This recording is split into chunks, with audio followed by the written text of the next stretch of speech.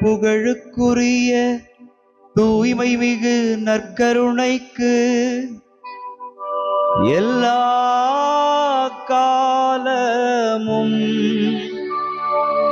ஆராதனையும் புகழும் ஆட்சியும் உண்டாக கடவது.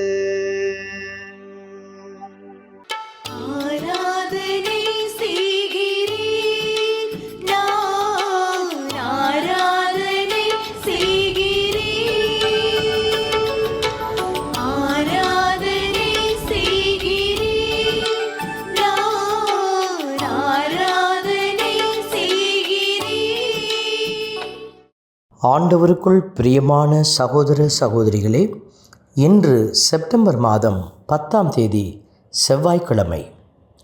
ஆண்டவருடைய இரக்கம் நிறைந்த கரங்களுக்குள் தங்களையே ஒப்பு கொடுத்து செபிக்கிற பிள்ளைகள் பேறு பெற்றவர்கள், அவர்கள் பாக்கியவான்கள். இன்றைக்கு நீங்கள் ஆண்டவருடைய கரத்தில் உங்களை ஒப்பு கொடுத்து கொண்டிருக்கிறீர்கள். அந்த தேவன் உங்களை ஆசீர்வதிக்கிறார்.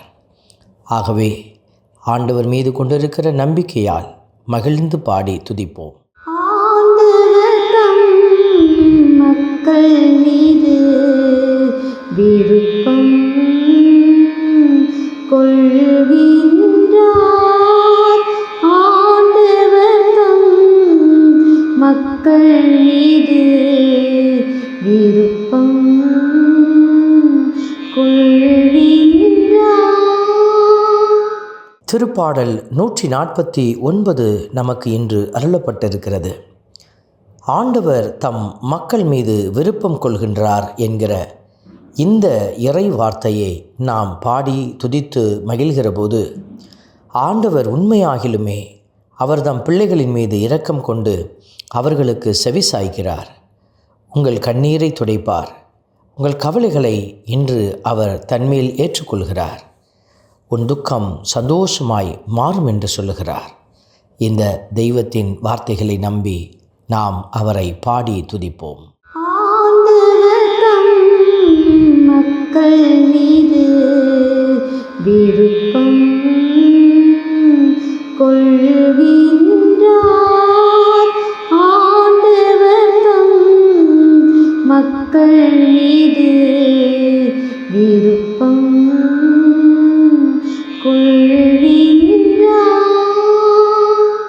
ஆண்டவருடைய வார்த்தை நமக்கு உணர்த்துகிறது, அவருக்கு புதியதொரு பாடலை பாட வேண்டுமென்று, அன்பர் சபையில் அவரது புகழை பாட வேண்டுமென்று.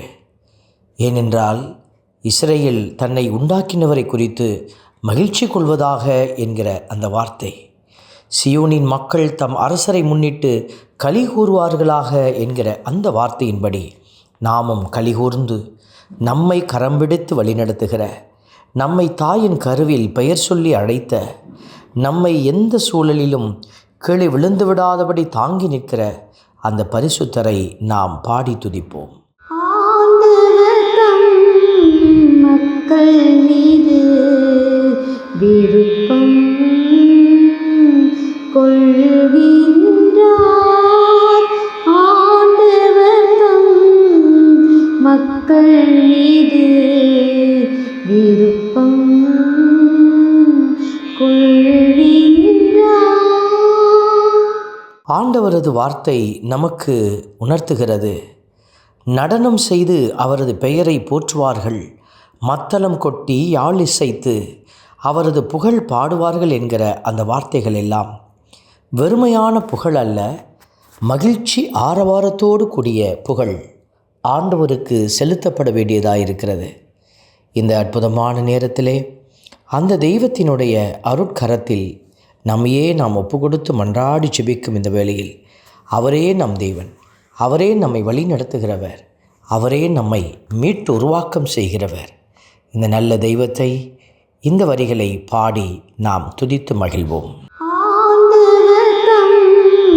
மக்கள் மீது விருப்பம் கொள்கின்றார். ஆண்டவர் தம் மக்கள் மீது விருப்பம் கொள்கின்றார். ஆண்டவருடைய வார்த்தை நமக்கு உரைக்கிறது, அவருடைய அன்பர் மேன்மையடைந்து களி கூறுவாராக, மெத்தைகளில் சாய்ந்து மகிழ்ந்து கொண்டாடுவாராக, அவர்களின் வாய் இறைவனை ஏத்தி புகழட்டும்.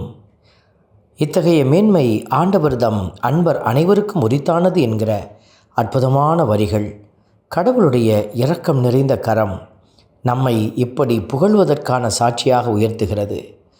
உங்களுடைய துன்ப துயரங்களிலிருந்து ஆண்டவர் உங்களை விடுவித்து பாதுகாக்கிறார். புதிய கிருபைகள், புதிய ஆசீர்வாதங்கள் பெருகச் செய்கிறார். இந்த தெய்வத்தை நாம் புகழ்ந்து பாடி ஆராதிப்போம். ஆண்டவர் தம் மக்கள் மீது விருப்பம் கொள்கின்றார்.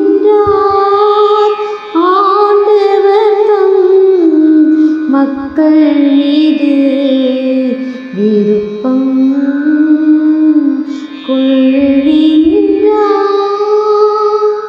அன்பின் பரமபிதாவே, நன்றியோடு உம்மை துதிக்கிறோம், உம்மை ஸ்தோத்தரிக்கிறோம், உம்மை ஆராதிக்கிறோம், நன்றி செலுத்துகிறோம்.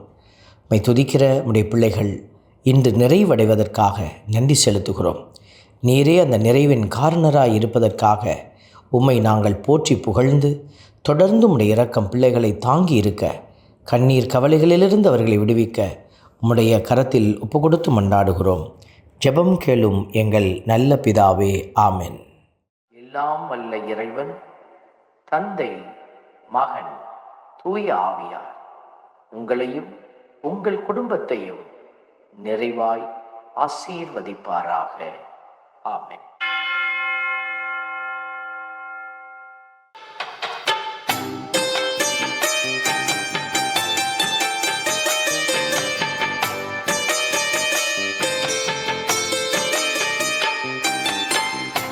கருணை நாதே